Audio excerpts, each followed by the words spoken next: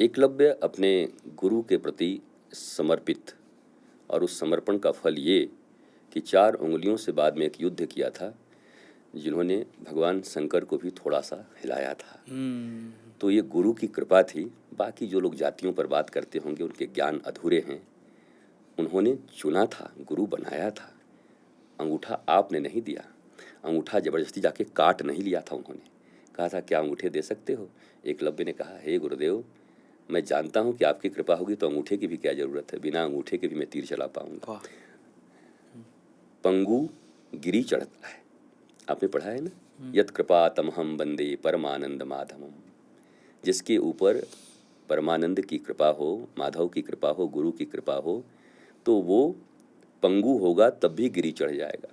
पंगु लंघयति गिरिम यत कृपा तमहम वंदे परमानंद माधवम।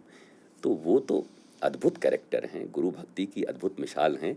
अब जिनको उसमें कुछ कमियां खोजनी हैं या जाति पाती करना है, वो ढूंढ रहे हैं। अब आप क्या करोगे, जिनको जो ढूंढना होता है वही ढूंढते हैं। मक्खी गंदी चीज़ों पे भी बैठती है, बर्फ़ी मिल जाए तो बर्फ़ी पे भी बैठ जाती है, पर मधुमक्खी वहीं बैठेगी, और भौंरा तो केवल कमल के पराग को ही लेता है। तो अगले कैरेक्टर की तरफ चलते हैं, अभिमन्यु। अभिमन्यु के लिए सबसे अच्छी बात यह है, सनातन संस्कृति के जिस 16 संस्कारों की मैं बात कर रहा था, अभिमन्यु को उसके लिए याद करिए। वो क्यों मरे, कैसे मरे, कौन मार दिया, छोड़ दीजिए। गर्भ में 6 द्वार तोड़ने की विधा सीखी जा सकती है। तो जो लोग सनातन के 16 संस्कारों को समाप्त कर रहे हैं धीरे धीरे, उनके लिए अलार्म है, उनके लिए कथा है कि काश आप विवाह को भी संस्कार समझें, गर्भाधान को भी संस्कार समझें, और गर्भ में जब तक बच्चा हो तो उनका लालन पालन कैसा होना चाहिए। वो अभिमन्यु की तरह द्वार तोड़ने वाला भी निकल सकता है। वो तो अगर ढोलक वोलक न बजा होता तो 7वां भी तोड़ देते हैं। लेकिन ये बताया कि गर्भ में सब सीखा जा सकता है, और मैं इन्हीं 16 संस्कार पे काम कर रहा हूँ।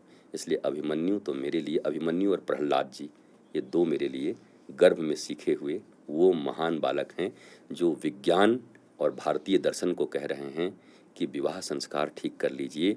और ये जो हनीमून की प्रथा है, मुझे बुरा नहीं लगना चाहिए, जिस मनाली में जाकर जहाँ मनु ऋषि रहा करते, वहाँ पर जिस तरीके से उसको प्रोफेशनल तरीके से काम केंद्र बना रहे हैं, वो राम केंद्र है।